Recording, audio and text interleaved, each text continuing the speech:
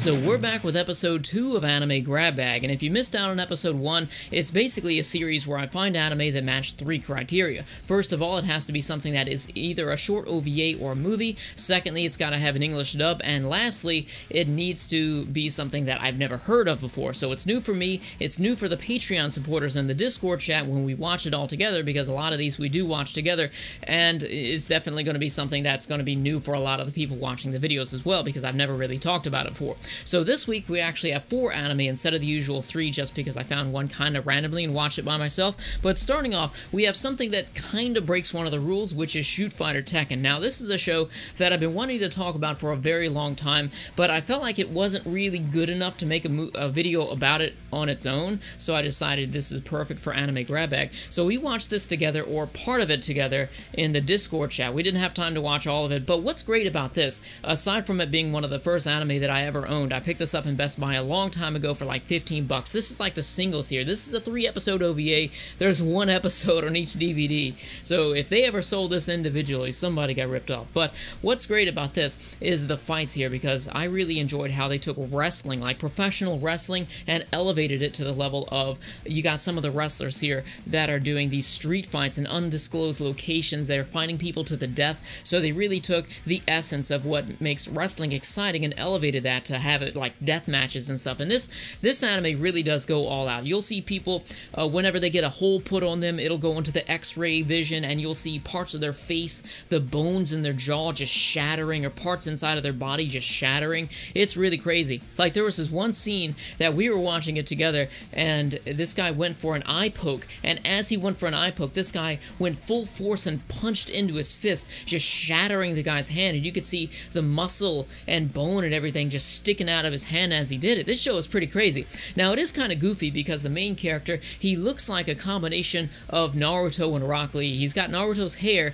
but he's got Rock Lee's eyebrows. I would say that Shoot Fighter Tekken is a solid 6 out of 10, and this is a must-watch for anybody who's a big fan of Baki the Grappler, or anybody who has this craving for hand-to-hand combat, or really any sort of like wrestling maneuvers in anime. Definitely check out Shoot Fighter Tekken. Now, the only drawback to watching Shoot Fighter Tekken, if you want to watch it at home, is that the dub of this, the only way that I could personally find the dub was with the physical copy here. Everybody else who wanted to watch this too, they could only find the sub, so I don't think the dub is available anywhere online, but it's still pretty enjoyable for the fights nonetheless. So next we checked out an anime called Early Rains, and this is a really short 1-episode long OVA, and it's actually a western, which is really what drew my attention to this. Now, little did they know that on this train you had soldiers from the north who were escorting a bunch of gold that was taken from the soldiers of the south there, and they were taking it, but there was also the secret plot going on where they were working together with the bandits in order to try and take the gold there. So there were the girls on board,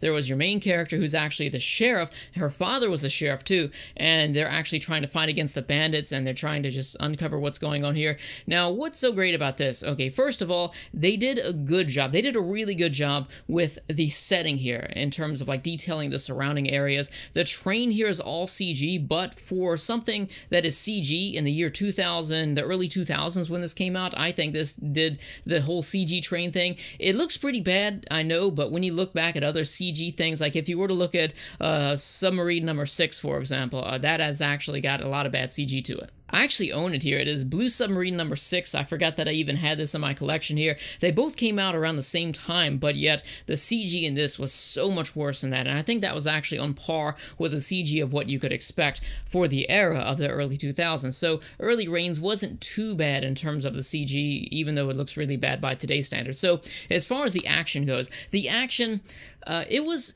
fun getting to see them shooting back and forth at each other, getting to see the old school like western style of action trying to be reimagined into anime. But the problem here is that with the fights here, they actually did the whole speedline animation, and this is like 2003, I think, so they're probably about 6 or 7 years past the sell-by date on the whole speedline animation thing, because that's something that people mostly stopped doing in the mid-90s, so I don't know why they're still doing that. But other than that, one of the things that I really enjoyed about this was the bad voice acting. Now, they were very inconsistent with the voice actors, because you had 3 or 4 voice actors that had this over-the-top southern accent. I'm gonna let you hear it right here. Now, why don't you tell us what happened here? I wonder what those lowlifes were after anyway. We're probably around here right now.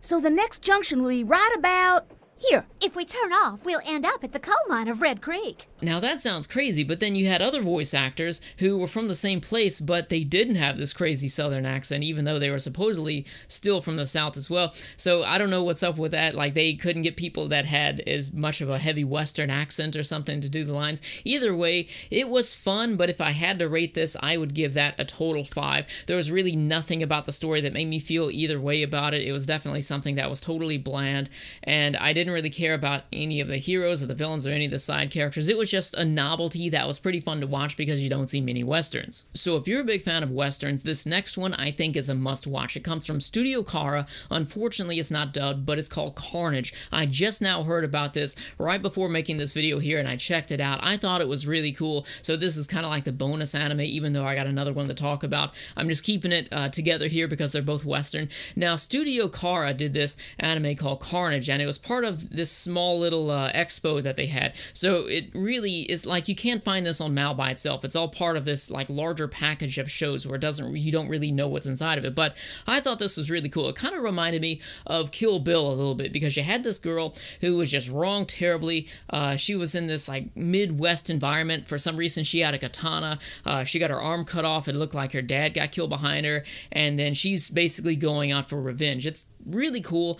The art style here is very simplistic, so that's kind of why it reminds me of Kill Bill, aside from the whole revenge aspect of this. But I think it's really cool. It's set in the Western environment, and it's one of the only anime that takes advantage of the Western setting that has that grit to it. It really has that raw, rough feeling to it, and I really like that, so definitely check it out.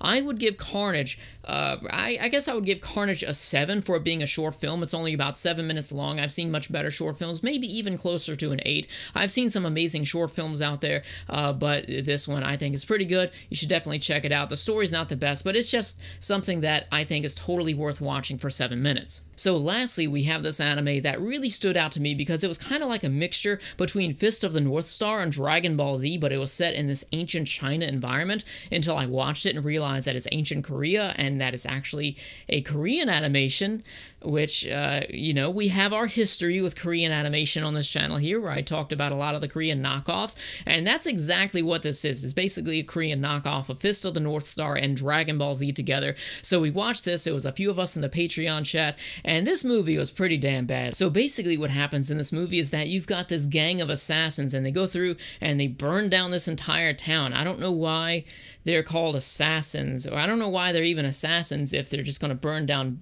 an entire village like that, because that's not what an assassin does. An assassin should be stealthy and sneak around, not just burn everybody to the ground and just go through killing everybody like that. But there was one person in the group who left, and he was like, no, I have this guilty conscience because I'm an assassin, you know, I can't kill innocent people, which kind of you would assume when you're signing up to be a deadly assassin. You would assume you're probably going to be killing a few innocent people now and then, but he was on the run. But his brother was still in this assassin group, so they basically drugged his brother, and they were trying to get him to submit and tell them where the guy is, but he wouldn't give in, so they drugged him, and this drug changed his personality and transformed into a monster. So then there was this whole thing going on where there was like counterfeit gold, and then you had this guy, this like the superhero guy coming out of nowhere. They called him... You will pay for your insolence, Birdman. Let's go. Me? Why, I'm the Birdman. I'm playing with my fucking name. You understand me? When y'all saying my name, put some respect on it. His superhero name is actually Red Hawk, but I couldn't resist doing the whole Birdman thing from my previous episode of Guilty Pleasure Theater, which was pretty fun. So yeah, here we see that he's going around, he's saving random people from these thugs and assassins and whatnot, and then it turns out that the show has this Korean knockoff of Hisoka. What a spectacular muscle match that was. I quite enjoyed it. My name is Liu. Liu, then you're the one who killed Kwan Young. I had no choice. I had to protect our secret. The funniest thing about this is that they tried to rip off this scene from the original Fist of the North Star movie. Remember, with Kenshiro's beard? Unfortunately, they didn't go that far with it, but if you remember in Fist of the North Star, Kenshiro, in the very beginning, this is not a spoiler, he stands up against Souther, and Souther basically puts the holes in his chest with his finger, and he gets thrown off this cliff, and he's like in the bottom of this pit, and he eventually comes up even stronger after a while, and they actually replicate that moment here, when you see that he just starts hulking up and just grows all of these muscles like Kenshiro would, and then I'll let you watch for yourself.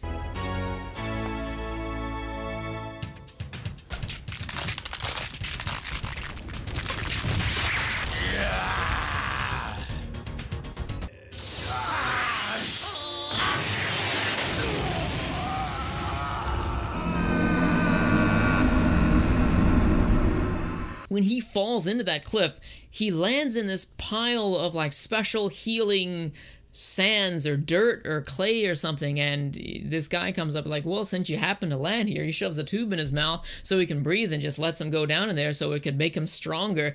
The irony of him just landing in the only type of dirt which has magical properties that's going to heal him and make him stronger. But the fight, okay, so let's just talk about what this does good and bad. The voice acting is pretty bad, but it does have a few redeeming qualities to it because it is self-aware that it's bad, which is very good. We had the voice actor who did Spike from Cowboy Bebop here, and you had other characters who were doing choice lines such as, damn, they just got the shit beat out of them. You know, you don't hear that stuff in anime. Plus, the language that they use here, I felt that it was really funny. The dialogue here was really funny. So they also did a good job in attention to detail with the surroundings. Like for something that came out in, you're going to think this probably came out in the 80s, but it actually came out in 1995. This is exactly like what I said with Super Kids. It looked like it came out in the late 80s, mid 80s, but it actually came out in 1995, 1996. It's the same thing. I guess their technology was super far behind back then when it comes to animation. Anyways, they did a good job in detailing the background for its time, assuming, I'm just going to say this came out in the 80s, even though it looks like 1990s here. I'm giving it an edge here, but they did a good job with the costumes and everything. The combat scenes here, they were actually pretty cool when they're animated. There's a scene in the beginning where it looks like they're in this slideshow where it's not fully animated, but later on, you're seeing characters throw like Kamehamehas back and forth at each other, and they're just powering up. The hero here, he actually looks like a knockoff of Broly for a minute because he's got that red hair. I don't know why I associated with that with Broly, but he just looks like it. He looks exactly like Broly to me, except for the colors are just a little bit different where he's got the red hair and just got crazy muscles going on. So I think overall it's a nice novelty. If you've seen 1,000 anime or something, you got nothing else to watch, and you want to watch something that's pretty bad, that's probably going to give you a couple of giggles, then check out Red Hawk. But for everybody else, I really don't think that there's much of a reason for them to check it out. But if you saw some of the clips that I've provided here for you and you think you might enjoy it, then go ahead and check it out. I would give this, I guess I would give this maybe a 4 out of 10, which is pretty bad, but I've seen a lot worse than this, and it actually had a few redeeming qualities to it. It was kind of funny, and the animation wasn't that bad, even though this was from Korea. So anyways, what did you think of this episode of Anime Grab Bag? Let me know your thoughts in the comments section below. Did you watch anything from the last episode? Let me know your thoughts about that as well, because there were a lot of people that checked out a lot of the shows that we talked about last week and really enjoyed it. And also be sure, if you enjoyed the video, be sure to like it and also share it with your friends as well, because that's the only way to keep the channel continue growing here. And if you like this type of video, then be sure to support it so I will know that you like it, and I'll continue to keep doing it here. So anyways, if you're new to the channel, be sure to subscribe to stay up to date with my anime news, reviews, list videos, discussion videos. Have an awesome week, everybody, and I'll see you then.